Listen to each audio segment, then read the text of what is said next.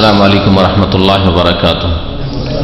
বিসমিল্লাহির রহমানির রহিম। আলহামদুলিল্লাহি রাব্বিল আলামিন ওয়াস সালাতু ওয়াস সালামু আলা সাইয়্যিদিল মুরসালিন নবিয়িনা মুহাম্মদ ওয়া আলা আলিহি ওয়া সাহবিহি আজমাইন ওয়া মান তাবিআহুম বিইহসানিন ইলা ইয়াউমিদ্দিন, আম্মা বাদ। আল্লাহ পাক রব্বুল আলামিনের সমস্ত প্রশংসা যে আল্লাহ পাক আমাদের সৃষ্টি করেছেন এবং আমাদেরকে হিদায়াত দান করেছেন। আল্লাহ পাক সম্পর্কে, আল্লাহ পাকের রাসূল সম্পর্কে, আর অন্যান্য যেসব আকীদার বিষয় সেসব সম্পর্কে কি বিশ্বাস করতে হবে তা আল্লাহ পাক রব্বুল আলামিন জানিয়ে দিয়েছেন, যার নাম হচ্ছে আকীদা। সালাত এবং সালাম নাযিল প্রিয় নবী সাল্লাল্লাহু আলাইহি সাল্লামের উপর, যিনি জানিয়ে এসেছেন তাই হচ্ছে আকীদার উৎস। তাতে থেকে আকীদা গ্রহণ করতে হবে, কোরআন এবং হাদিস। আজকের বিষয়বস্তু হচ্ছে এটা যে আকীদার উৎস কি, মানে আকীদা নেবেন কোনখান থেকে,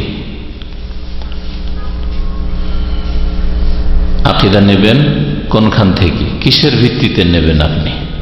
আকীদা যুক্তির ভিত্তিতে নেওয়া যেতে পারে, স্বপ্ন থেকে নেওয়া যেতে পারে, কাশফের নাম দিয়ে নেওয়া যেতে পারে, যে কাশফের মাধ্যমে জেনেছি যে এটা বিশ্বাস করতে হবে, নেওয়া যাবে। হ্যাঁ, তো যাওয়া যাবে না যাবে না, কোন কোন জিনিস থেকে নেওয়া যাবে যেগুলো হচ্ছে আকীদার উৎস, আর কোন কোন জিনিসগুলি আজকাল মানুষরা গড়ে নিয়েছে সেগুলির মাধ্যমে তারা মনে করে যে আমরা এইটা পেয়েছি ওইটা পেয়েছি, আর ওই সব বিশ্বাস রাখে। এগুলি হচ্ছে গোমরাহির কারণ মানব জাতির, বিশেষ করে মুসলিমদের মধ্যে যেসব শিরক, বিদআত, কুফরি, কুসংস্কার ঢুকেছে তার পিছনে কারণ হচ্ছে এগুলি। হাফিজাহুল্লাহ তাআলা বলছেন আল ফাসলুস সানি, এটা হচ্ছে দ্বিতীয় অধ্যায়, ফি বায়ানে মাসাদিরিল আকীদা, আকীদার উৎস সম্পর্কে। আকীদার উৎস কি, ও মানহাজুস সালাফ ফি তালাক্কিহা, এবং সালাফে সালেহিনের তরিকা পদ্ধতি সেটা গ্রহণ করার ক্ষেত্রে। একটি বিষয় হচ্ছে আকীদার উৎস কি, কোনখান থেকে নেবেন আপনি, কিসের ভিত্তিতে নেবেন। আর সালাফে সালেহিনগণ অর্থাৎ সাহাবাই কেরাম, তাবেঈন, তাবা তাবেঈন, আইম্মায়ে কেরাম, বিশেষ করে চার ইমাম, ইমাম আবু হানিফা, শাফি, মালিক, আহমদ রাহিমাহুমুল্লাহ, এবং মুহাদ্দিসিন, আইম্মায়ে কেরাম, ইমাম বুখারী থেকে শুরু করে অন্যান্য মুহাদ্দিসিন এবং মুসলিম অন্যান্যরা, তারা সালাফ বলতে তারাই বোঝায়। প্রথম সারিতে সাহাবাই কেরাম, তারপরে যাদের কথা বললাম। সালাফে সালেহিনদের মানহাজ মানে তরিকা পদ্ধতি, ফি তালাক্কিহা, তা গ্রহণ করার ক্ষেত্রে। আকীদা কিভাবে তারা গ্রহণ করেছেন, যুক্তির ভিত্তিতে, কিয়াসের ভিত্তিতে, কোরআন হাদিসে নেই আর এর উপর ইজমা হয়ে গেছে এইরকম দাবি করেছেন, যেমন আজকাল এক শ্রেণীর লোকেরা বলে থাকে। না, লেখক বলছেন আল আকীদাতু তাওকীফিয়া, আকীদা হচ্ছে তাওকীফি বিষয়, অর্থাৎ তাওকীফ বলা হয় যা ওয়াকফ থেকে, ওয়াকফা মানে থেমে যাওয়া, কোরআন সুন্নাতে যা আছে তাতেই থেমে যাওয়া, যাতে যুক্তির, কিয়াসের, তারপরে বিবেকের কোনো অধিকার নেই যে আমার বিবেক বলছে যে এরকম হবে, আকল যেটাকে বলা হয়, আমার মনটা বলছে যে এরকম বিশ্বাস হওয়া উচিত, এর কোনো স্থান নেই। তাওকীফি আকীদা, তাওকীফি মানে কোরআন এবং হাদিস দ্বারা প্রমাণিত হইতে হবে। কোরআন হাদিসে আছে তাহলে আকীদা বিশ্বাস করলাম, নেই বিশ্বাস করা যাবে না। এইরকমই আর একটি বাক্য এর সাথে শুনে নেন, আল ইবাদাতু তাওকীফিয়াতুন, যত ইবাদত আছে তাওকীফি মানে কোরআন সুন্নাহর উপর নির্ভরশীল, কোরআন সুন্নাহর মধ্যে সীমিত। কোরআন হাদিসে আছে তাহলে ইবাদত, আর কোরআন হাদিসে নেই আপনাকে ভালো লাগছে, এটা ইবাদত নেই, বিদআত,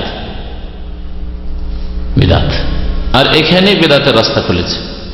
এমন কি মন্দ কাজ করলাম, কাজটা তো ভালোই লাগছে, আমরা মিলাদ করছি, আমরা সবাই বারাত হালুয়া রুটি খাচ্ছি, কোন মন্দ কাজটা করলাম, গরিব মিসকিন খাওয়াইলাম, আর সারা বছর কবর জিয়ারত করতে পারি না, দলে দলে গেলাম, একটু কবর জিয়ারত করে আসলাম, বাপ মা আত্মীয় স্বজনের, গ্রামবাসীর, ইত্যাদি ইত্যাদি। না, এই যুক্তি চলবে না। ইবাদত আল্লাহ পাকের নৈকট্য লাভের বিষয়গুলি হচ্ছে তৌকিফি, অর্থাৎ কোরআন এবং হাদিসে সীমিত। কোরআন এবং সহিহ হাদিস, হাদিস বিশুদ্ধ সূত্রে প্রমাণিত এবং কোরআনে কারীম, এই দুটোতে সীমিত। এই জন্য মাগরিবের নামাজ কয় রাকাত পড়ে এলেন? 3 রাকাত। কেউ যদি বললে 3 কেন পড়বো সারা জিন্দেগি ধরে? 3 একটু বেশি করলাম, অসুবিধাটা কি? মন্দ কাজ করলাম, 4 পড়বো। কেউ যদি বললেন না তো বেজোর করেন, 5 করবো, না 7 করবো, অসুবিধাটা কি? চলবে। কারণ ইবাদত হচ্ছে তৌকিফি, কোরআনে আছে হাদিসে আছে, ওর মধ্যে সীমিত থাকতে হবে। 3 তো 3ই চলবে। বলবেন যে ফজরে 2 কেন পড়বো? ফজর একটু বেশি করেই পড়ি, যেমন জোহরে 4 পড়ছি, আসরে 4 পড়ছি, না চলবে না। আজান ইবাদত, তাই না? আজান তৌকিফি। আজানে 2-4টা বাক্য আরো বাড়াইলাম, অসুবিধা কি? যেমন বিদআতপন্থীরা বাড়িয়েছে, হাইয়া আলা খাইরিল আমাল শিয়ারা বাড়িয়েছে। তারপরে আশহাদু আন্না আলিয়ান হুজ্জাতুল্লাহ বাড়িয়েছে। ইবাদতে বাড়ানো চলবে না, তৌকিফি। যা কোরআন হাদিসে আছে তাতেই সীমিত থাকবে। এর বুঝতে পারছেন যে বাড়াইলে বিদআত। কারণ ইবাদত হচ্ছে তৌকিফি, কোরআন এবং হাদিসে তার সমর্থন থাকতে হবে, তার প্রমাণ থাকতে হবে। আমাদের দেশের বিদআতপন্থীরা, খালি শিয়ারা না, বিদআতপন্থী, বেরেলভি, মিলাদি, এরা বাড়িয়েছে আসসালাতু ওয়াসসালামু আলাইকা ইয়া রাসূলুল্লাহ। আজান শেষ করার পরে সুর ধরে পড়ে আসসালামু আলাইকা, আসসালাতু ওয়াসসালামু আলাইকা ইয়া হাবিবাল্লাহ, আসসালাতু ওয়াসসালামু আলাইকা ইয়া খায়রা খালকিল্লাহ। শুনেছেন এগুলো? না শুনেননি নাকি? এগুলি করে বিদআতপন্থীরা মসজিদে, তাদের মাইকে উচ্চস্বরে আজানের সাথে সাথে এগুলো পড়ে। বিদআত। যেমন 5 বার এগে 6 বার আজান দেওয়া বিদআত। কেউ যদি বলে যুক্তি দিয়ে, তো যুক্তি দিতে ভালোই লাগছে। সকাল 10টার সময় একটা আজান দিলাম, লোকজনকে ডাকলাম, নামাজ পড়লাম 2 রাকাত, কোন মন্দ কাজ? দেখে তো মন্দ লাগে না, কিন্তু এটা হচ্ছে জাহান্নামে যাওয়ার রাস্তা। ওয়াশাররুল উমুরি মুহদাসাতুহা, সবচেয়ে খারাপ কাজ হচ্ছে ধর্মের নামে নতুন কাজ করা। ওয়া কুল্লু মুহদাসাতিন বিদআহ, প্রত্যেক নতুন কাজ হচ্ছে ধর্ম মনে করে নতুন কাজ করা। দুনিয়ার নতুন কাজ নাই। দুনিয়ার মোবাইল ছিল না, মাইক ছিল না, হ্যাঁ, এত সুন্দর সুন্দর রঙিন কিতাব ছিল না, এগুলো দুনিয়া। কিন্তু ধর্মের নামে নেকির আশায়, আল্লাহ পাকের নৈকট্য লাভের জন্য, যে এতে নেকির ব্যালেন্স বাড়বে, কুল্লু মুহদাসাতিন বিদআহ, প্রত্যেক নতুন কাজ ধর্ম মনে করে করা হচ্ছে বিদআহ, বিদআত। কুল, সবগুলি বিদআতে হাসানা, বিদআতে সাইয়্যা। কিছু বিদআত ভালো, কিছু মন্দ নেই। যেমন কিছু পায়খানা ভালো, কিছু পায়খানা মন্দ, এরকম নেই ইসলামে। তেমনি বিদআত কিছু ভালো, কিছু মন্দ নেই। পেশাব কিছু ভালো, কিছু মন্দ। পীরের পেশাব হইলে ভালো, মুবারক পেশাব, তাই না? না, এটা ইসলামের নেই। পেশাব পেশাব, নাপাক নাপাক। কুল্লু মুহদাসাতিন বিদআহ, কুল্লু বিদআতিন দালালা, প্রত্যেক বিদআত হচ্ছে ধর্মের নামে নতুন কাজ হচ্ছে দলালা, গুমরাহি, রাস্তা হারিয়ে ফেলা। আর রাস্তা হারিয়ে ফেললে গন্তব্যস্থানে কখনো পৌঁছা যায় না। বললো দলালাতিন ফিন্নার, এই জন্য গুমরাহির পরিণাম হচ্ছে জাহান্নামে যাওয়া। জান্নাতের রাস্তা হারিয়ে ফেলবে। এখান থেকে দামাম থেকে বেরোলেন, আর হাইওয়ে ধরে যাবেন মক্কার দিকে, মক্কার রাস্তা না ধরে ডানে নয় বামে ধরলেন। বাম দিকে ধরলে বাহরাইন ঢুকে পড়বেন, ডান দিকে গেলে কুয়েতের রাস্তা ধরে ফেলবেন, তাই না? যত যাবেন তত মক্কা থেকে দূরে হয়ে যাবে, যত চলতে থাকবে তত মক্কা থেকে দূরে হয়ে যাবে, অন্য রাস্তায় চলে গেলেন, গন্তব্যস্থানে পৌঁছতে পারলেন না, রাস্তা হারিয়ে দিলে। দুনিয়ার ক্ষেত্রে যেমন হয়, রাস্তা হারিয়ে দিলে আসল জায়গা থেকে, যেটা টার্গেট ছিল, সেখান থেকে আরো দূরে চলে যাচ্ছেন, আরো দূরে চলে যাচ্ছেন। ওই রকমই যেমনই নবী করিম সাল্লাল্লাহু আলাইহি ওয়াসাল্লামের রাস্তা ছেড়ে দেবেন, এটাও তো ভালো, এটাও তো ভালো লাগছে। ইবাদতকে যদি তৌকিফি না মনে করেন, কোরআন হাদিসে সীমিত না মনে করেন, সবার খেয়াল খুশি ছেড়ে দেন, তাহলে যত করবেন তত জান্নাতের রাস্তা থেকে দূরে চলে যাবেন, আর জাহান্নামে চলে যাবেন, জাহান্নামের নিকটবর্তী হয়ে যাবেন। তো এই দুটো কথা মনে রাখেন। আল আকিদাতু তাওকিফিয়া, আকিদা বিশ্বাসের বিষয় হচ্ছে কোরআন সুন্নাতে সীমিত, তাওকিফি। কোরআন সুন্নায় আছে, বিশ্বাস করব, না হলে করব না।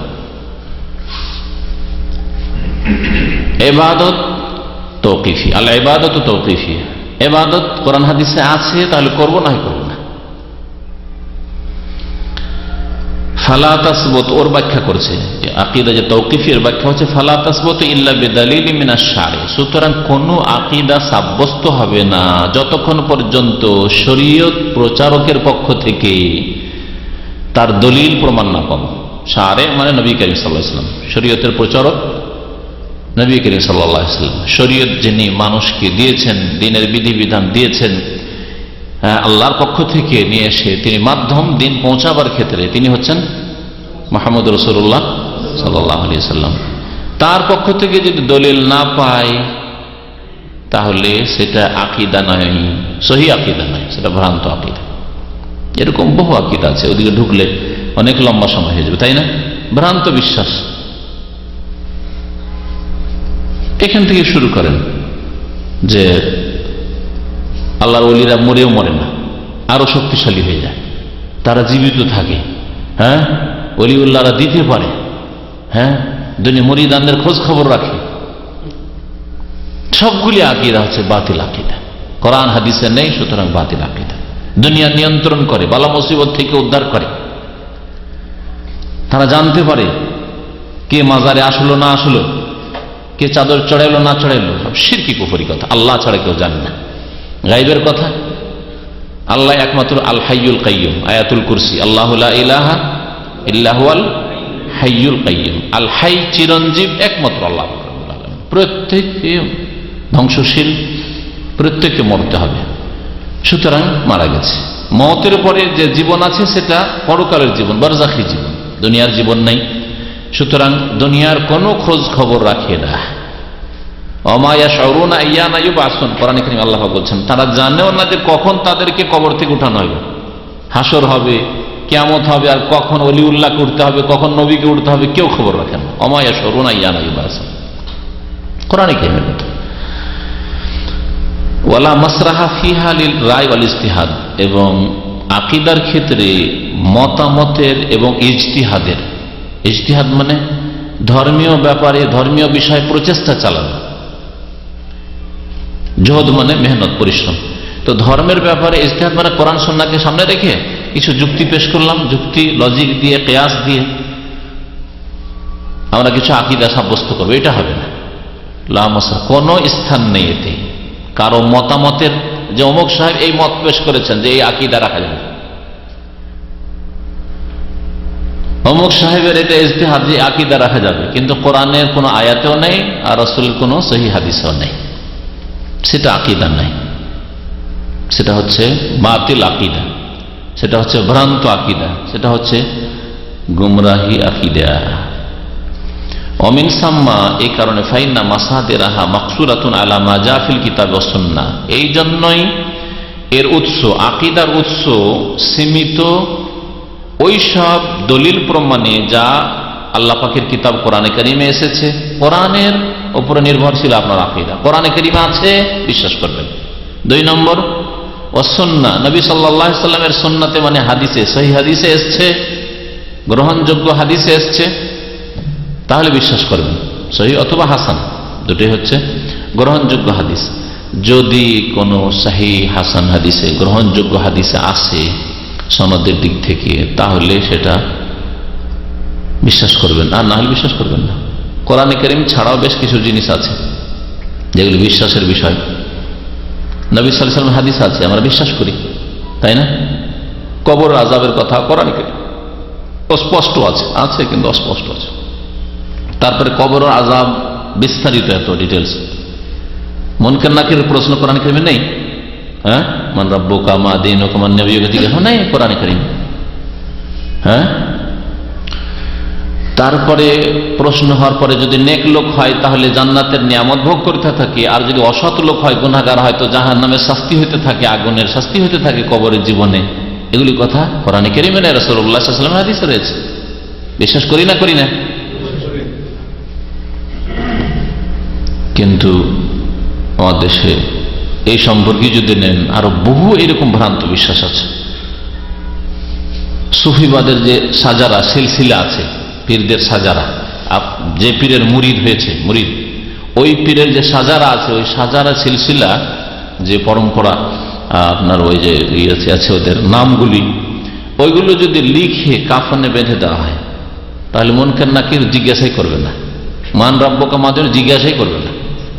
এই আকীদা আছে মুসলমানদের, এক শ্রেণীর লোকদের বাতিল আকীদা। এইরকম বহু বিষয় রয়েছে। আকীদা, আল্লাহ সম্পর্কে কি বিশ্বাস রাখবেন, তার রাসূল সম্পর্কে কি বিশ্বাস রাখবেন, আখিরাত সম্পর্কে কি বিশ্বাস, কোরআন কারীম সম্পর্কে কি বিশ্বাস, তাকদীর সম্পর্কে কি বিশ্বাস, তাই না? আল্লাহ পাকের নবী রাসূলগণ কিতাব এই সম্পর্কে বিশ্বাস, এগুলো হচ্ছে আকীদা। বিশেষ করে এগুলো হচ্ছে মৌলিক বিষয় আকীদার। এছাড়া অবিশ্বাসের বিষয় হচ্ছে যেমন দাজ্জালের বিশ্বাস, ইয়াজুজ মাজুজের বিশ্বাস, হ্যাঁ বিশ্বাস। কিছু কোরআন আছে, কিছু রাসূলুল্লাহ সাল্লাল্লাহু আলাইহি ওয়াসাল্লামের হাদিস আছে। ইয়াজুজ মাজুজের কথা কোরআনে কারীমে আছে, কিন্তু দাজ্জালের কথা হ্যাঁ সহিহ হাদিস আছে। যেমন কোরআন বিশ্বাস করবেন তেমন রাসূলুল্লাহ সাল্লাল্লাহু আলাইহি ওয়াসাল্লাম হাদিস বিশ্বাস করবেন। লিআন্নাহু লা আহাদা আ'লামু বিল্লাহ, কোরআন এবং হাদিসে আপনার বিশ্বাসকে, আকীদাকে সীমিত রাখবেন এই জন্য যে আল্লাহ সম্পর্কে আল্লাহর চাইতে বেশি কেউ জানে না। আল্লাহ কোথায় এই বিষয়টি উঠায়, কারণ এখানেই ভেজাল প্রথম আমাদের দেশে, তাই না? আল্লাহ কোথায়, আল্লাহ বেশি জানেন না আমরা বেশি জানি? সবচেয়ে বেশি আল্লাহ পাক জানেন। আল্লাহ কোথায়, আল্লাহ বেশি জানেন। আর তারপরে আল্লাহ সম্পর্কে সবচেয়ে বেশি রাসূলুল্লাহ সাল্লাল্লাহু আলাইহি ওয়াসাল্লাম জানেন। আর এই সামান্য কথা যদি আপনাকে জিজ্ঞাসা করা হয় যে আপনি কোথায়, ওটা আপনি বেশি জানেন না আপনার স্ত্রী বেশি জানেন, কি বলবেন? নিজে বেশি জানেন যে কোথায় বসে আছেন আপনি। তাহলে আল্লাহ সম্পর্কে আল্লাহ সবচাইতে বেশি জানেন এবং সঠিকটা জানেন। আর আমার জানা, আপনার জানা যদি আল্লাহ পাকের জ্ঞানের ভিত্তিতে না হয়, মানে কোরআন হাদিসের ভিত্তিতে না হয়, তাহলে ভুল হইতে পারে। কারণ আল্লাহ কোথায় আপনি কি করে, আপনি গুলি মারি দেবেন, আপনিতে দিল ছুড়ে দেবেন না। কারণ লা আহাদা আ'লামু বিল্লাহ, আল্লাহ সম্পর্কে আল্লাহর চাইতে বেশি কেউ জানে না। ওয়ামা ইয়াজিবু লাহু ওয়ামা ইউনাজ্জাহু আনহু মিনাল্লাহ, এবং আল্লাহর জন্য কি আবশ্যক বিশ্বাস করা, এবং আল্লাহকে কোন জিনিস থেকে পাক পবিত্র করতে হবে, আল্লাহ চাইতে বেশি কেউ জানে না। আল্লাহ পাক বলছেন আমি আকাশে আছি। আমিনতুম মান ফিস সামায়ে, তোমরা কি নির্ভীক হয়ে গেছো, ভয় করো না সেই সত্তাকে যিনি ফিস সামায়ে মানে কি আকাশের উপরে আছেন, তাই না? আর রহমান ও আলাল আরশি ইস্তাওয়া, রহমান দয়াবান আরশের উপর সমস্যা রয়েছেন।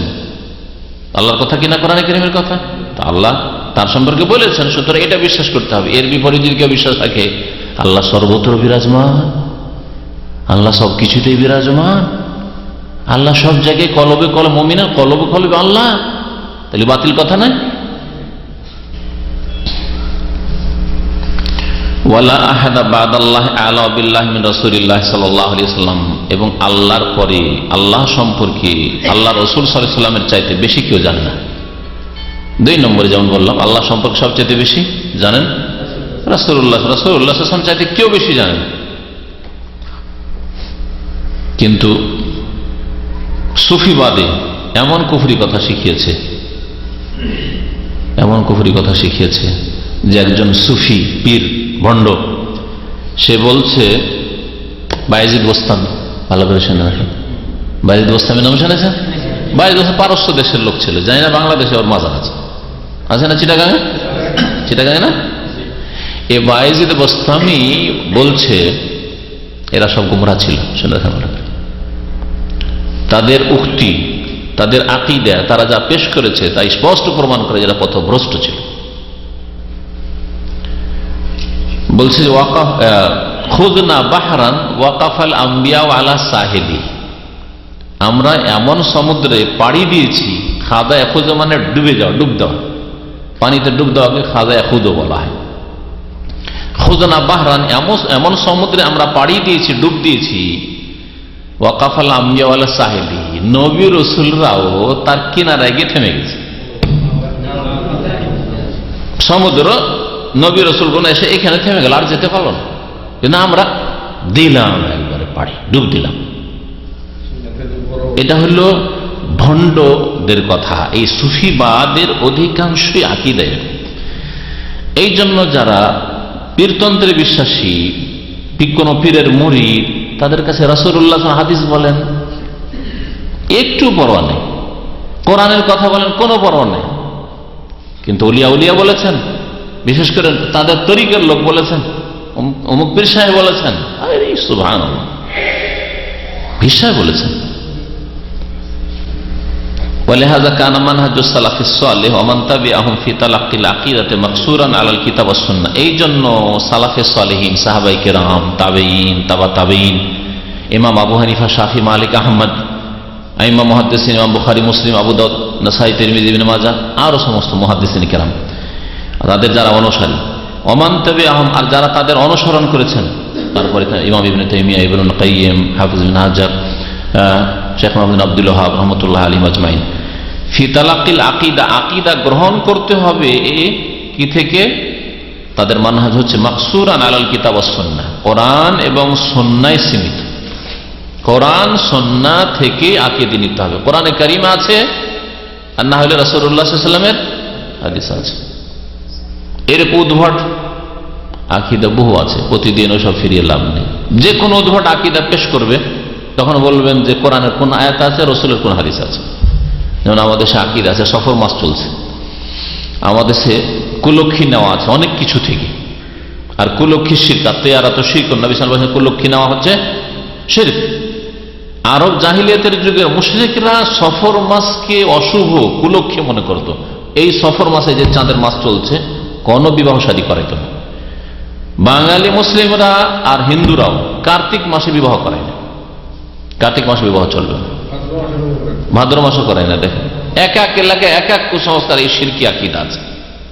খারাপ হয়ে যাবে, বিয়ে টিকবে না, বরকত হবে না, বিয়ে টিকলে ছেলে মেয়ে হবে না, হইলে খোড়া খোড়া হবে, কানা হবে, ইত্যাদি ইত্যাদি সব শিরকি আকীদা। জিজ্ঞাসা করেন ওদেরকে যে কোন কোন আয়াত আছে, কোন হাদিস আছে। আর আপনাকে যদি জিজ্ঞাসা করে যে কুলক্ষী নাও, আত্মীয়ারা তো শিরক। সফর মাস বলে কিছু নেই। মা আয়েশা রাদিয়াল্লাহু তাআলা বলছেন যে জাহিলিয়াতে শাওয়াল মাসে বিবাহ শাদী করাকে অশুভ মনে করা হইতো, যে টিকবেই না, বিবাহতে বরকত হবে না। আর আমার বিয়ে হয়েছে শাওয়াল মাসে, আর আমার সাথে বিদায় হয়েছি, আমি নবী সাল্লাল্লাহু আলাইহি ওয়াসাল্লামের ঘরে গিয়েছি আমি এই শাওয়াল মাসে, আর আমার চাইতে ভাগ্যবতী মহিলা আর কি আছে দুনিয়া? মা আয়েশা রাদিয়াল্লাহু তাআলা বলছেন। আমাদের দেশে পেঁচার আকীদা আছে, শুনেছেন? পেঁচার ডাক যদি রাত্রে শুনি, আমরাও ছোটকালে শুনেছি, আরো বুড়িগুলো আশেপাশের বলতো, কাকে যে নিতে এসছে গ্রামের, কে যে যাবে রে, কার উপর যে বালা মুসিবত আসে। আর পেঁচা যদি দেখে নিয়েছে, পেঁচা যদি দেখে নিয়েছে যে পেঁচার একটা বদ অভ্যাস আছে, চোখ বড় বড় করে দেখে, চোখগুলি বড় আরে দেখে মানুষদের, আরে দেখছিস না খেতে এসছে, খেতে এসছে, যে জানলা দিয়ে দেখছে খাবে কাকে, এই বাড়ির কাউকে খেবে। এই আকীদা বাঙালি সমাজে মজুদ আছে, ভারত বাংলাদেশে। কথা বুঝতে পেরেছেন? নবী করিম সাল্লাল্লাহু আলাইহি ওয়াসাল্লাম বলেছেন যে লা আদওয়া ওয়ালা তিয়ারাতা ওয়ালা হামাতা, হামা মানে এই পেঁচা, পেঁচার আকীদা ইসলামের কোনো অস্তিত্ব নেই, স্থান নেই। যে পেঁচা যদি আওয়াজ দেয় তাহলে বালা মুসিবত আসবে, পেঁচা দেখলে পারে কোনো কিছু আপনার বাড়ি থেকে নিতে এসছে মানে কাউরি মত হয়ে যাবে, এসব কিছু নেই, শিরকি আকীদা এসব। ফামাদাল্লাহ আলাইহিল কিতাব ওয়াস সুন্নাহ ফি হাক্কিল্লাহি তাআলা আমানু বিহি। সুতরাং কোরআন এবং হাদিস যা প্রমাণ করে আল্লাহ পাক সম্পর্কে, তার উপর সালাফে সালেহিন ঈমান নিয়ে এসেছেন, সাহাবায়ে কেরাম, তাবেঈন, তাবা তাবেঈন ঈমান নিয়ে এসেছেন। কোরআনে কারিমে আছে, রাসূলের হাদিস আছে, তারা ঈমান নিয়ে এসেছেন। ইমাম মালিক রাহমাতুল্লাহ আলাইহি, তার উক্তি এখানে বললে আরো বুঝতে সুবিধা হবে। তাকে একবার এসে একজন লোক জিজ্ঞাসা করছে ইস্তিওয়া সম্পর্কে, মানে আর রহমান আলাল আরশ ইস্তাওয়া, আল্লাহ পাক আরশে সমুন্নত, আর আরশ আল্লাহ পাক রব্বুল আলামিন আসমান জমিন সবকিছুর ঊর্ধ্বে আছে, আর আল্লাহ পাক রব্বুল আলামিন আসমান জমিন সবকিছুর ঊর্ধ্বে, সৃষ্টির ঊর্ধ্বে আল্লাহ পাক রব্বুল আলামিন। তো ওই লোক এসে জিজ্ঞাসা করছে ইস্তিওয়া মানে কি, মানে আল্লাহ কোথায়, আল্লাহ কোথায়? নবী করিম সাল্লাল্লাহু আলাইহি ওয়াসাল্লাম যা বলেছেন, কোরআনে কারিমে যা আছে তাই বলেছেন ইমাম মালিক রাহমাতুল্লাহ আলাইহি। ইমাম মালিক বলছেন আল ইস্তিওয়াউ মা'লুমুন, আল্লাহ পাকের আরশে সমুন্নত হওয়া এটা জ্ঞাত, মানে কোরআন হাদিস দিয়ে জানা, আমরা জানি, বলবো না যে জানি, বলতে পারবো না। আপনাকে জিজ্ঞাসা করছে আল্লাহ কোথায়, বলছে মা জানি না ভাই, জানি না চলবে না, মুসলিম জানতে হবে আল্লাহ কোথায়। তাই যদি হইতো তাহলে তো নি বলতেন, মালুম বলতেন না, গায়ের মালুম বলতেন, তাই না? আল ইস্তিওয়া মালুমুন, সুতরাং এইটাও জবাব দেওয়া যাবে না। কেউ যদি জিজ্ঞাসা করে আল্লাহ কোথায়, বলবেন যে না জানি না। অথবা এর চাইতে মারাত্মক আমাদের দেশে আছে, কি জিজ্ঞেস করলে তুমি কলমা পড়ো, কলমা পড়ো, তোবা করো, গেছে তোমার ইমান।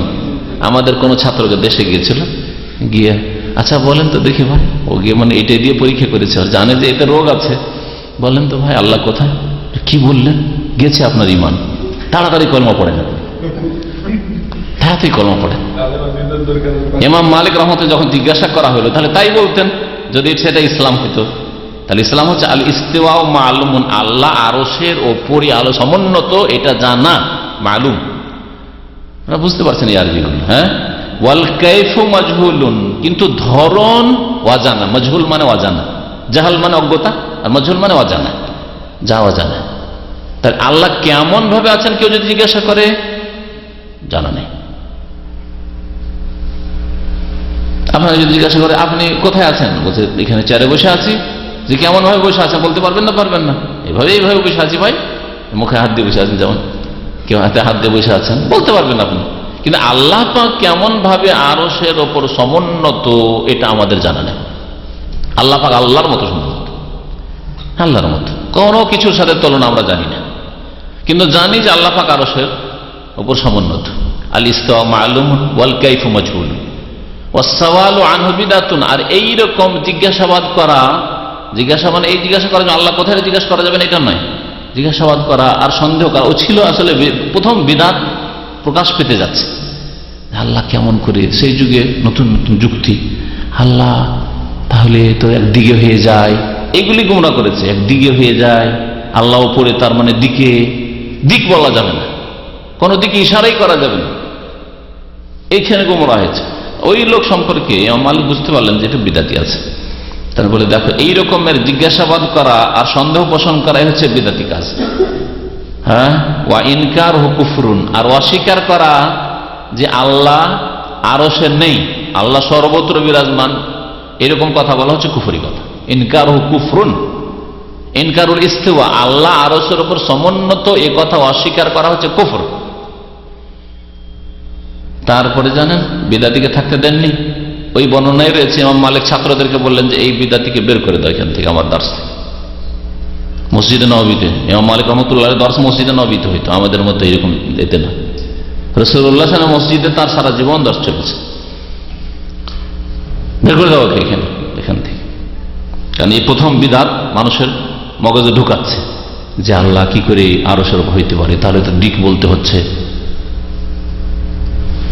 নবী করিম সাল্লাল্লাহু আলাইহি ওয়াসাল্লাম ওই মেয়েকে পরীক্ষা করেছেন, আইন আল্লাহ জিজ্ঞেস করেছেন না করেননি? তাহলে শুধু জিজ্ঞাসা জানার জন্য করা যায়, কিন্তু কেমন কথা বলছেন আল্লাহ উপর দিকে, তাহলে কি তাহলে তা আল্লাহ পাক রব্বুল আলামিন, তাহলে আল্লাহ পাকে কোনো কিছু ঘেরে আছে নাকি? যেমন ভাই আপনি চেয়ারের উপর, মানে চেয়ারের আপনার দুটো হ্যান্ড আপনাকে ঘেরে আছে, পিছন দিকটা ঘেরে আছে, হ্যাঁ, সামনের দিকে একটা আপনার সীমানা আছে, আল্লাহ পাকের ক্ষেত্রে এইসব প্রযোজ্য নাই। হ্যাঁ, এইরকম কথাবার্তা যদি কেউ বলে, বেশি প্রশ্ন করে, তাহলে এটা হচ্ছে বিদাতীদের লক্ষণ, বের করবে। ওমা, হ্যাঁ, বলছেন যে সালাফে সালেহিনরা আল্লাহ পাক সম্পর্কে কোরআন হাদিসে যা পেয়েছেন তার প্রতি ঈমান নিয়েছেন, ওয়া তাকাদুহু, সেই বিশ্বাস করেছেন, ওয়া আমিলু বিহি, আর সেই মোতাবেক আমল করেছেন। এমনকি বিদআতপন্থীও দোয়ার ক্ষেত্রে এর উপরে আমল করে। যখন আল্লাহ পাকের কাছে দোয়া করে তো সর্বত্র বিরাজমান চিন্তা করে দোয়া করে, তার প্রকৃতি বলছে যে আল্লাহ পাক আমার ঊর্ধ্বে, সবকিছুর ঊর্ধ্বে। আল্লাহর কাছে দোয়া করে তখন মনটা কোন দিকে যায়? ঊর্ধ্ব আকাশে। মন কিন্তু এইদিকে থাকেন, সর্বত্র বিরাজমান, তাহলে তো এইভাবে সব জায়গায় আমার ডানে বামে সবকিছুতে আল্লাহ, তাই না?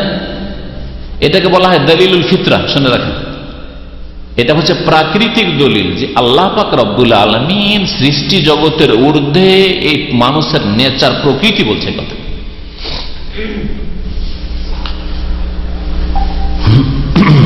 ওয়া মা লাম ইয়াদুল্লা আলাইহি কিতাবুল্লাহ সুন্নাতে রাসূলিহি, আর আল্লাহ পাকের কিতাব এবং রাসূলের সুন্নাত মানে হাদিস যদি কোনো কিছু প্রমাণ না করে, নাফাউহু আনিল্লাহি তাআলা, তাহলে আল্লাহ থেকে তা অস্বীকার করেছে। সালাফে সালেহিন অস্বীকার করেছেন। আল্লাহ পাক রব্বুল আলামিনের হাত আছে না নেই? আছেন। কোরআনে আছে না হাদিসে আছে? কোরআনেও আছে, হাদিসেও আছে। আল্লাহ পাক রব্বুল আলামিনের চোখ আছে না নেই? কোরআন কারীমে আছে, হ্যাঁ তাই না? তো কোরআন এবং হাদিস দ্বারা যা প্রমাণিত তা তারা সাব্যস্ত করেছেন, আর যা নেই।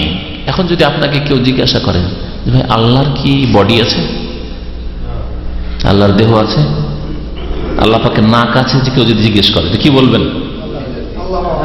না, নাও বলবেন, নাও বলবেন না। কি বলবেন?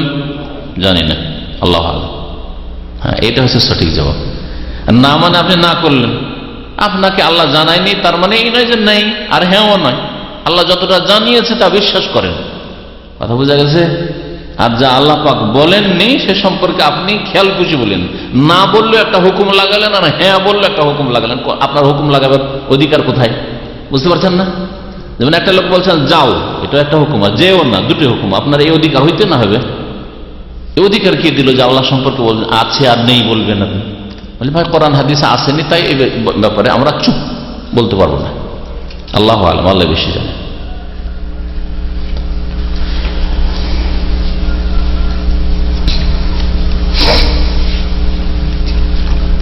যদি কেউ জিজ্ঞাসা করে আল্লাহ পাকের বিবি আছে, কি বলবেন? নেই। হ্যাঁ, কেন? কোরআনে আছে। হ্যাঁ হ্যাঁ, লাম ইয়াত্তাখিয সাহিবাতান ওয়ালা ওয়ালাদা। সাহিবা, সাহেব মানে বিবি, সঙ্গিনী। আল্লাহ পাকের সঙ্গিনী নেই। আল্লাহ পাকের সন্তান সন্ততি আছে? নেই বলবেন। হ্যাঁ, এখানে নেই বলেন। তাহলে যেখানে নেই বলা কোরআনে হাদিসে আছে, যেখানে হ্যাঁ বলা কোরআন হাদিসে আছে, সেটা হ্যাঁ আর না বলবেন। আর যেটাতে কিছুই নেই, হ্যাঁও নেই নাও নেই, আপনি নিজের পক্ষে হ্যাঁ যখন নেই তখন না করে দিই, খবরদার না। বোঝা গেছে? তো কোরআন এবং হাদিসে যদি না থাকে তো নাফাহু আনিল্লাহ, আল্লাহ থেকে তারা এগুলোকে অস্বীকার করেছে, এগুলোকে তারা সাব্যস্ত করেনি। ওয়া রাফাযুহু, সেগুলিকে অস্বীকার করেছে কেউ যদি বলে। ওয়ালিহাযা লাম ইয়াহসুল বাইনাহুম ইখতিলাফুন ফিল ইতিকাদ, এই জন্য তাদের মাঝে বিশ্বাসের ক্ষেত্রে, আকীদার ক্ষেত্রে কোনো মতবিরোধ দেখা যায়নি। সাহাবায়ে কেরামদের মধ্যে, তাবেঈনদের মধ্যে, তাবেঈন যারা কোরআন সুন্নাহর উপর ছিলেন, কারণ তাবেঈনদের জামানা থেকে কিন্তু খারিজিদের বিদআত আর শিয়াদের বিদআত, হাফেজিদের বিদআত, এই দুই বিদআত শুরু হয়েছিল। দুটো ফিরকা, গোমরাহ ফিরকা বের হচ্ছে। আহলে সুন্নাত ওয়াল জামাত ডানে বামে দুটো বাতিল ফিরকা বের হচ্ছে। আর তারপর ধীরে ধীরে জাহমিয়া, মুরজিয়া, বহু ফিরকা তখন। তারপরে সুফিদের, তরিকতের শেষে চিশতিয়া, কাদেরিয়া, নকশবন্দিয়া, মুজাদ্দিদিয়া, অমুক তমুক, আর শেষ তখন দেওবন্দিয়া, বেরেলভিয়া, সব কত যে ফিরকা বেরোল আল্লাহ জানে। সাহাবায়ে কেরাম, তাবেঈন, তাবা তাবেঈন যারা কোরআন সুন্নাহ ধরেছিল, তাদের মাঝে বিশেষ করে সাহাবায়ে কেরামদের জামানায় কোন রকমের আকীদাতে ইখতিলাফ দেখা যায়নি। মাসলা মাসাইলে ইখতিলাফ ছিল সাহাবায়ে কেরামদের, মাসলা মাসাইলে ইখতিলাফ ছিল, কিন্তু আকীদায় ইখতিলাফ ছিল না সাহাবায়ে কেরামদের মধ্যে। বাল কানাত আকীদাতুহুম ওয়াহিদা, বরং তাদের আকীদা এক আকীদা ছিল। আল্লাহ সম্পর্কে তাদের আকীদা এক ছিল। ওয়া কানাত জামাত ওয়াহিদা, আর যখন আকীদা এক তখন তাদের দলও ছিল একটা, দল একটা। তাহলে মুসলিম জাতির দল একটা না তার বেশি? আজকালকার মুসলমানদের যদি বলেন যে ভাই মুসলিম সব একটা, তো বলে কি বললেন? তাহলে চার মাযহাবকে উড়িয়ে দিলেন একবার। চারটা দল তো আছে, হানফি, শাফি, মালিকি, হাম্বলি তো আছে, আবার তারপরে আশারি, মাতুরিদি আছে।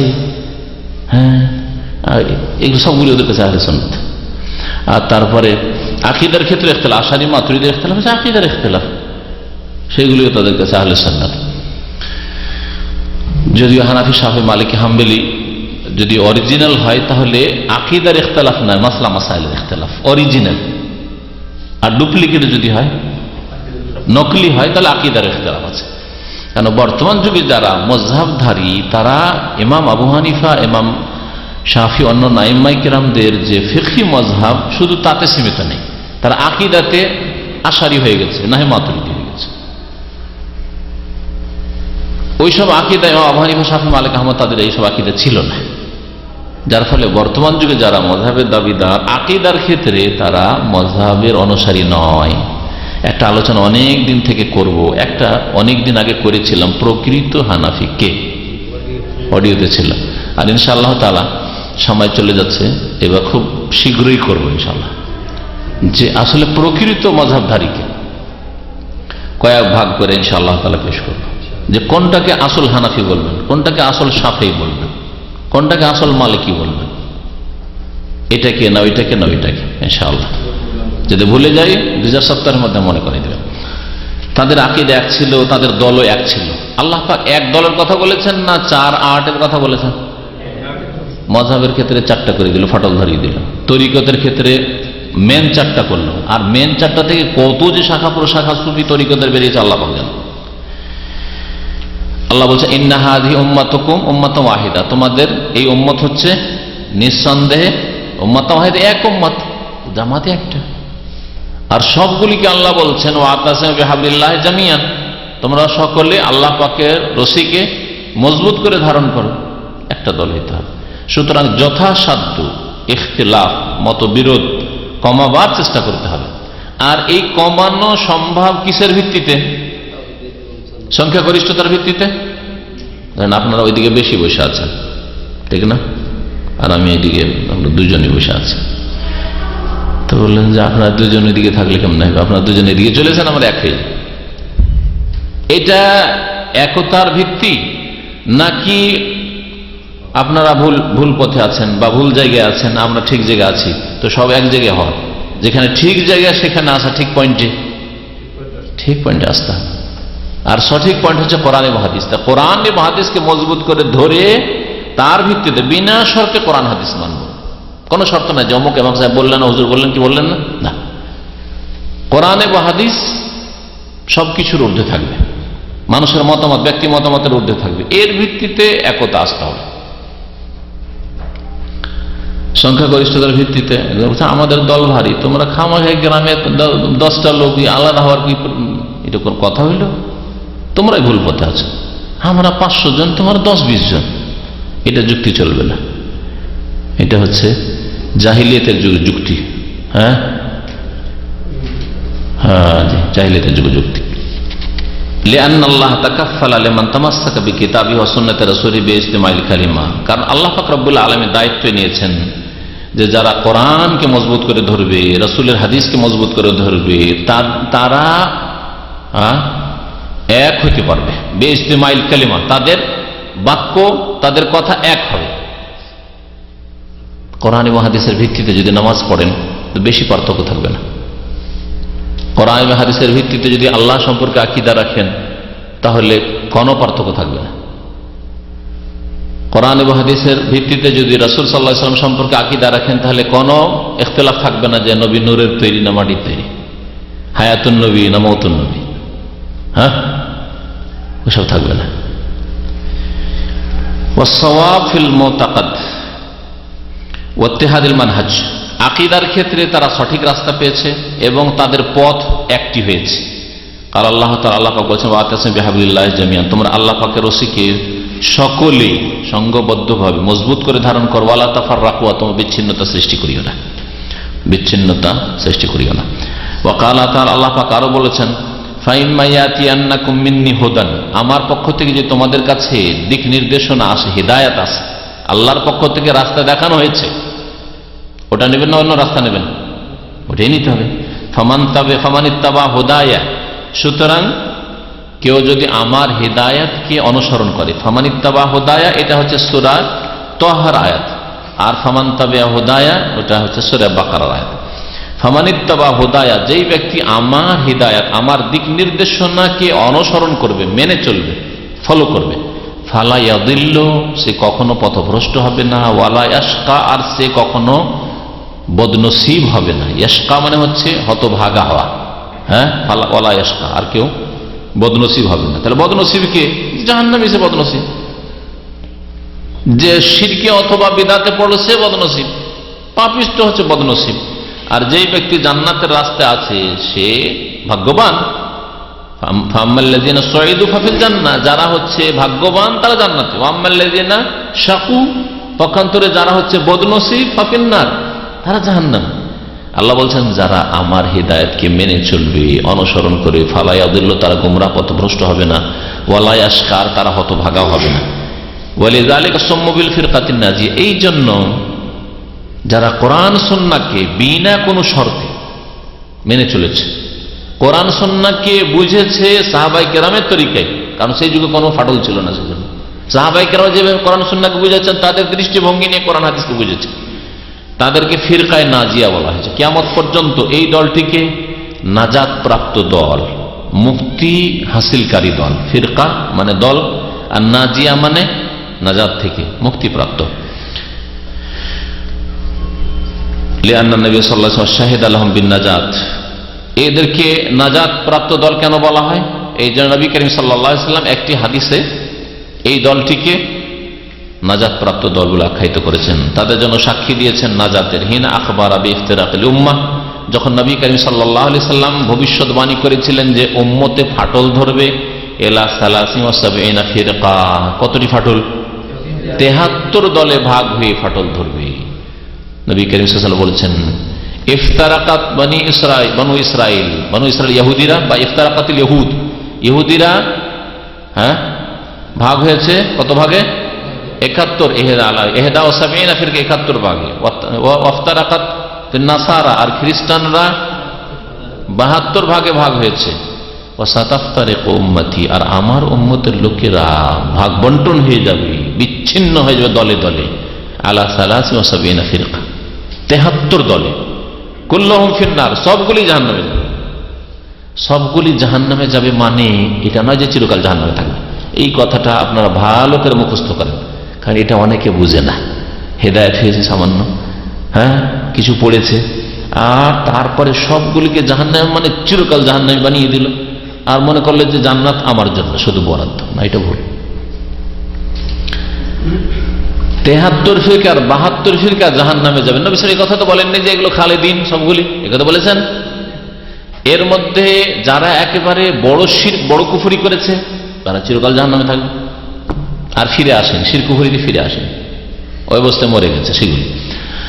আর যারা বিদআত করেছে, ছোট শিরক করেছে, শিরকে আসগার করেছে, ওরাও তো ফিরকা অনেকগুলি, সেগুলি কিছুদিন জাহান্নাম, দীর্ঘদিন জাহান্নাম তাদের অপরাধ হিসাবে।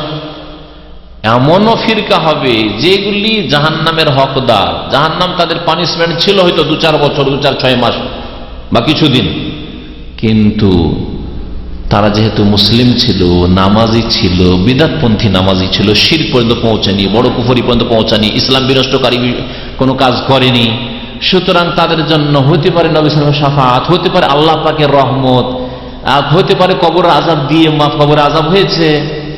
দেখা গেল যে কবর আযাব দিয়ে ওই যে জাহান্নামী দল ছিল, কবর আযাব ও জাহান্নামের শাস্তি কিছু পেয়েছে, জান্নাতে গেল। আহলে সুন্নাত ওয়াল জামাত কোরআন সুন্নাহর অনুসারীদের সাথে জান্নাতে যাচ্ছে, আশ্চর্য হওয়ার কিছু নেই। এই হাদিসের ব্যাখ্যা বিস্তারিত এইভাবে বোঝা উচিত, কারণ আমাদের দেশে বক্তা হাদিস পড়ে দিল আর জান্নাত জাহান্নাম হুকুম লাগিয়ে দিল, কোনো ওর বিস্তারিত কিছু ব্যাখ্যাও করলো না।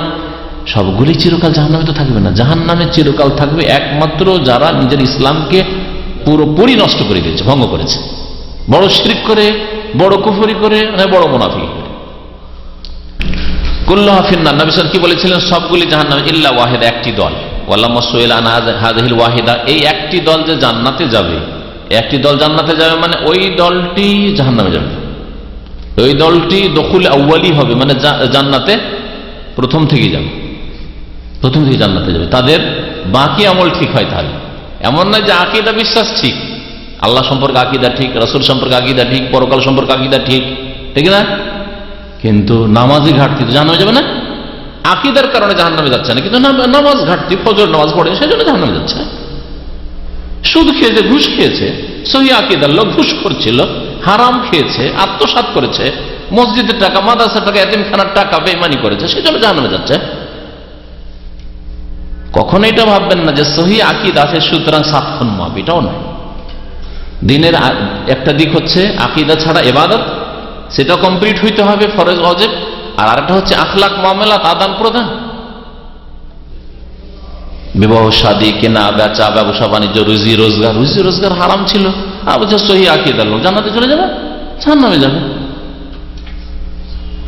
হয়তো কোনোদিন ফিরে আসতে পারে, কিন্তু দীর্ঘদিনও থাকতে পারে, বহুকাল থাকতে পারে।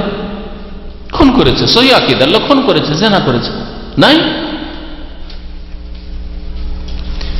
আর হারাম খাওয়া তো বহু লোকের মধ্যে আছে, আকীদা সহি কিন্তু পয়সার লোভ সামলাতে পারে না, পয়সার লোভ সামলাতে পারে না। ধর্মীয় প্রতিষ্ঠানের নেতৃত্ব দিয়ে সংগঠনের পয়সা মেরে খাওয়া, মাদ্রাসার পয়সা মেরে খাওয়া। বাবার কিছুই ছিল না, গরিব ফকির বহু লোক আছে যারা আজকে কোটি কোটি টাকার মালিক, এতিমখানা চালিয়ে, মাদ্রাসা চালিয়ে, মসজিদ নির্মাণ করে। বলেন সব সহি আকীদা সুতরাং জান্নাতে, এত সহজ নয়। আল্লাহ বলছে আম হাসিবতুম আন তাদখুলুল জান্নাহ, এত সস্তা একবারে জান্নাতে নাকি? যে আকীদাটা ঠিক করে নিয়েছে আর জান্নাত বরাদ্দ হয়ে গেছে, কখন না। আকীদা, ইবাদত, আখলাক, চরিত্র, মামলাত, আপনার মামলাত, আদান প্রদান, লেনদেন, রুজি রোজগার যেন ঠিক থাকে, এর নাম হচ্ছে ইসলাম। আসলে নবী করিম সাল্লাল্লাহু আলাইহি ওয়াসাল্লাম তখন কি জবাব দিয়েছিলেন ওই দলটিকে, যে দলটি জান্নাতে যাবে প্রথমে? হিয়া মান কানা আলা মিসলি মা আনা আলাইহিল ইয়াওম ওয়া আসহাবি। নবী সাল্লাল্লাহু আলাইহি সাল্লাম আর একটা বাক্য দিয়ে জবাব দিয়েছেন, হুমুল জামাত, ওরা হচ্ছে আল জামাত, যারা জামাতবদ্ধ। অর্থাৎ রাসূলুল্লাহ সাল্লাল্লাহু আলাইহি ওয়াসাল্লাম যেই জামাত দল ছেড়ে গেছেন সাহাবায়ে কেরামদের জামাত, ওই জামাতের সাথে যে দল আছে, তাহলে দেখতে হবে যে সাহাবায়ে কেরামদের আকীদা আল্লাহ সম্পর্কে, রাসূল সম্পর্কে, আখিরাত সম্পর্কে, তাকদীর সম্পর্কে কি ছিল, ওই আকীদায় বিশ্বাসী ওরা, হুমুল জামাতের অর্থ। আর এখানেও ওইটাই বোঝানো হয়েছে, হেয়া ওই দলটি হচ্ছে মান কানা আলা মিসলি মা আনা আলাইহিল ইয়াওম, আজকে আমি যেই পথের ওপর আছি তার অনুরূপ অবস্থায় জীবনযাপন করব, আকীদার ক্ষেত্রে, ইবাদতের ক্ষেত্রে, আখলাকের ক্ষেত্রে। ওয়া আসহাবি, এবং আমার সাহাবায়ে কেরাম যেই পথের ওপর আছে ওই রকম যারা হবে, ওই রকম যারা হবে। তাহলে সব সময় আকীদা, ইবাদত, আখলাক এসব ক্ষেত্রে সাহাবায়ে কেরাম, রাসূলুল্লাহ সাল্লাল্লাহু আলাইহি ওয়াসাল্লামের পরে সালাফে সালেহিন, তাবেঈন, তাবা তাবেঈন, আইম্মায়ে কেরাম, তাদের পথের অনুসারী হইতে হবে। নবী সাল্লাল্লাহু আলাইহি ওয়াসাল্লাম সাহাবায়ে কেরামদের যুগে, নবী সাল্লাল্লাহু আলাইহি ওয়াসাল্লামের জামানা তো বাদ দেন, সাহাবায়ে কেরামদের যুগে বেনামাজি মুসলিম হয় এটা তাদের কল্পনাতেও ছিল না।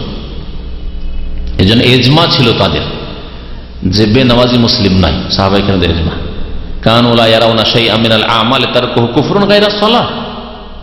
আব্দুল্লাহ বিন শাকিক বলছেন যে সাহাবায়ে কেরামরা নামাজ ছাড়া অন্য কোন আমল ছেড়ে দেওয়াকে কুফরি মনে করতেন না, যে ইসলাম থেকে খারিজ হয়ে যায়, কিন্তু নামাজ ছেড়ে দিলে ঈমান থাকে না। ওয়াকাদ ওয়াকা মিসদাক মা আখবারা বিহি সাল্লাল্লাহু আলাইহি সাল্লাম, আর নবী করিম সাল্লাল্লাহু আলাইহি সাল্লাম যেমন বলেছেন তেমনই বাস্তবে হয়েছে। নবী সাল্লাল্লাহু আলাইহি সাল্লাম 73 ফিরকা বলেছেন, 73 হয়েছে। ফাইন্দামা বানা বাযুন নাস আকীদাতাহুম আলা গায়রিল কিতাব ওয়াস সুন্নাহ, এটা কেন হয়েছে? যখন উৎস গোলমালিয়ে গেছে। উৎস কি বললাম শুরুতে? কোরআন এবং হাদিস। কিন্তু যখন বাযুন নাস, কিছু লোকেরা নিজের আকীদার বুনিয়াদ রেখেছে কিতাব সুন্নাহ ছাড়া অন্য কিছুর উপর, আলা গায়রিল কিতাব ওয়াস সুন্নাহ, কোরআন সুন্নাহকে উৎস না বানিয়ে অন্য কোথাও থেকে আকীদা নিয়েছে। এটা আমরা কাশফের মাধ্যমে জানতে পেরেছি। আমাদের বুজুর্গানের দিন পীরে কিবলা কাশফ দ্বারা জানতে পেরেছে, এটা ইলহাম দ্বারা জানতে পেরেছে, এটা স্বপ্ন যুগে জানা হয়েছে। বুঝতে পেরেছেন? জি।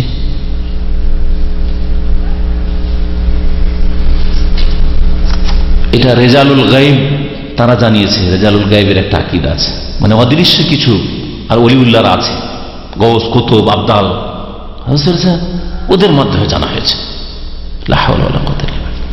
যখনই কোরআন সুন্নাহ ছাড়া অন্য কিছুকে আকীদার বুনিয়াদ বানিয়েছে, যেমন ইলমুল কালাম, একটা উদাহরণ দিয়েছে। ইলমুল কালাম, ইলমুল কালাম বলে তর্কবিদ্যাকে। বিশেষ করে আব্বাসী আমলে মুসলমানদের মধ্যে, আব্বাসী খেলাফতের যুগে, হারুন রশিদের জামানায়, তার বাবা ছিলেন খলিফা মানসুর, এইসব জামানায় প্রথম গ্রিক দর্শন, নাম শুনেছেন, ইউনানি ফালসাফা বলা হয় আরবিতে। গ্রিক দর্শন, ইউনানি ফালসাফা, গ্রিকরা সভ্য ছিল, রোম গ্রিক, এরা সভ্য ছিল, ওদের ফিলোসফি ছিল, দর্শন ছিল, ওগুলো অনুবাদ হয়ে আসতে লাগলো। আরবিতে অনুবাদ করার জন্য কিছু লোকে লাগালো যে দেখি ওদের কিছু বিদ্যা যেগুলো আছে ভালো, সেগুলোতে আমাদের জাতি উপকৃত হোক।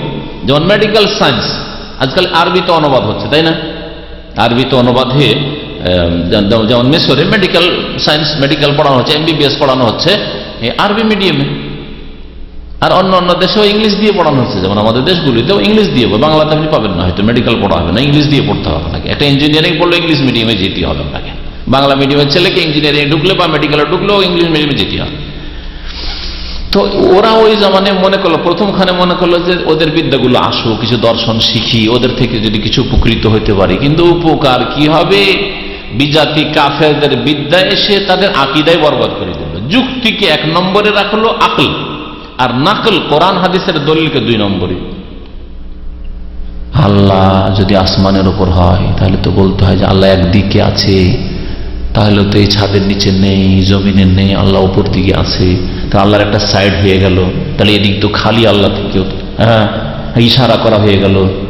এইভাবে গোমরা হয়েছে। ইলমুল কালামে যারাই গেছে, ইলমুল কালামে ব্যস্ত হয়েছে আশআরীরা, মাতুরিদীরা, আর ব্যস্ত হয়েছে মুতাজিলারা। মুতাজিলা বেশি গোমরা হয়েছে, যারা কোরআনকে আল্লাহর সৃষ্টি মাখলুক বলে দিল এবং বড় বড় আইম্মায়ে কেরামদের জুলম অত্যাচার করেছে তাদের শাসকরা এবং তাদের বিদাতি আলেমরা। আর একদল নিজেদেরকে আহলে সুন্নাত ওয়াল জামাত বলে আশারি মাতুরিদীরা, তারা তাদের বিরুদ্ধে লড়াই করতে করতে তারাই ওই কুফরির কাদাতে আছাড় খেয়ে তারাই ঈমান আমল হারিয়ে দিল, তারাও গোমরাহ হয়ে গেল। আল্লাহ পাকের 7টা সিফাত মানা যাবে, কিন্তু আল্লাহ পাকের ওইগুলো দিক মানা যাবে না। আল্লাহ পাকের হাত মানা যাবে না, কুদরতি হাত। আল্লাহ পাকের পা মানা যাবে না, আল্লাহ পাকের চক্ষু মানা যাবে না। আল্লাহ পাকের চক্ষু মানে রক্ষণাবেক্ষণ, দেখাশোনা। আল্লাহ দেখাশোনা করেন। যুক্তিকে 1 নম্বরে, আর 2 নম্বরে কোরআন হাদিস হয়ে গেল ইলমুল কালাম ওয়ালাদের কাছে। ইলমুল কালাম মানে ওই আশারি মাতুরিদি মতবাদ, যারা যুক্তি দিয়ে ইসলামকে বুঝার আর বুঝাবার চেষ্টা করতো মানুষকে।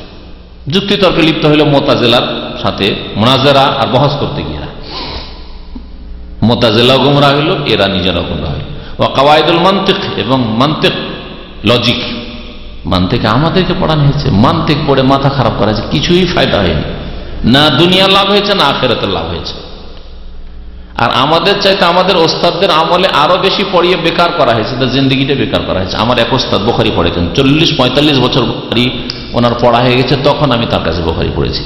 তো রহমানী সাহেব উনি বলতেন যে বাবারে, এই মানতিক পড়াতে যত মেহনত করেছি, ওই মেহনতটা যদি কোরআন হাদিসে করতাম, আর এই মানতিক না পড়ে তো দিনী মাদ্রাসাগুলিতে, তাহলে বুখারীর হাফেজ হয়ে যেতাম।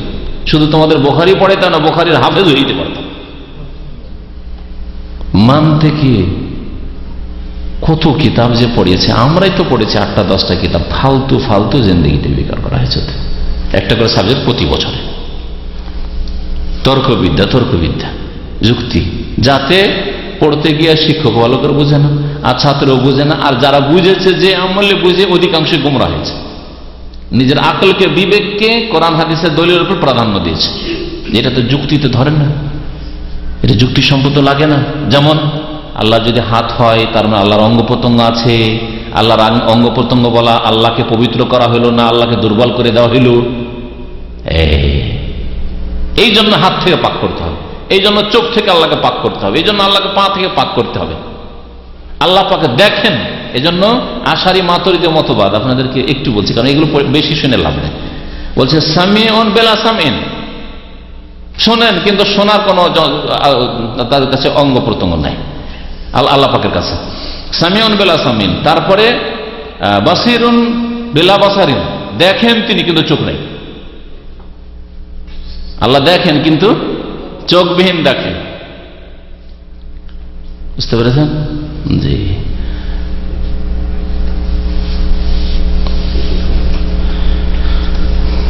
তো যদি কোনো ব্যক্তি সম্পর্কে বলা হয় যে অমুক ব্যক্তির চোখ নেই, হ্যাঁ, হাত নেই, পা নেই, তো কি সে খোড়া?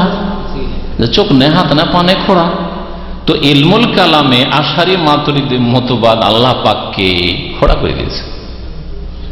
আউযুবিল্লাহ। ওয়া কাওয়াইদুল মানতিক আল মাওরুসাইন আন ফালাসাফাতিল ইউনান, গ্রিকের দর্শন বিদ্যায় যারা পণ্ডিত, তাদের কাছ থেকে যা তারা উত্তরাধিকার হিসাবে পেয়েছিল, মানে ওই তর্জমা করে অনুবাদ করে আসলো মুসলিম দেশগুলিতে, আর পেয়ে নিজেরাই গুমরা হইল। হাসাল আল ইনহিরাফ, তখন বক্রতা চলে আসলো মুসলিম সমাজে, মুসলিম আলেমদের মধ্যে। ওয়াত্তাফাররুক, আর বিচ্ছিন্নতা সৃষ্টি হলো ফিল ইতিকাদ, আকীদায়। মিম্মা নাতাজানহু ইখতিলাফুল কালিমা, যার থেকে মুসলিম জাতির কালিমায় মতানৈক্য সৃষ্টি হলো। আর একটা কালিমা থাকলো না। আমরা লা ইলাহা ইল্লাল্লাহ বিশ্বাসী, আমাদের কিবলায় আল্লাহ পাক এক, কোরআন এক, রসুল এক, সুতরাং আমরা জাতিতে এক না। আশারি পয়দা হলো, মাতুরিদ পয়দা হলো, মুরজিয়া পয়দা হলো, জাহমিয়া পয়দা হলো, কাদরিয়া পয়দা হলো, জাবরিয়া পয়দা হলো। কাদরিয়া যখন তকদির অস্বীকার করলো, জাবরিয়া বললো তার উল্টোটা। বহু দল এরকম পয়দা হলো শুধু যুক্তি খাটিয়ে। ওয়াতাফার রকুল জামাত, এবং মুসলিম জামাতের মধ্যে বিচ্ছিন্নতা সৃষ্টি হলো। ওয়াতাসাদ্দ বেনাইল মুজতামাল ইসলামী, ইসলামী সমাজের যে বুনিয়াদ তাতে ফাটল ধরল। তাসাদ্দা মানে ফাটল ধরা। এইভাবে কোরআন সুন্নাহকে উৎস মানে কোরআন সুন্নাহ থেকেই আকীদা নিতে হবে, এটা না করার কারণে এই অবস্থা হয়েছে। লেখক আরো দিকগুলি উল্লেখ করেনি যে কারণে জাতি গুমরাহ হয়েছে, তা হচ্ছে সুফিবাদ যখন আসলো, সুফিবাদ কোরআন এবং হাদিসকে তারা উৎস বানাইল না। তার মধ্যে একটা ইলহাম, কাশফ, স্বপ্ন, মানাম, খাব, এগুলি তাদের কাছে গুরুত্ব পেল।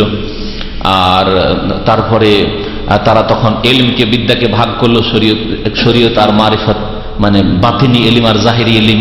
বাতিনি এলিম শুধু ওই খেজেরের তরিকায় পীরদের কাছে এসছে, আর জাহিরি এলিম আবু হানিফা, শাফি, মালিক, আহমদ এসব আইম্মা আর এদের কাছে এসছে, ফোকাহাদের কাছে এসছে, এদের কাছে বাতিনি এলিম নাই।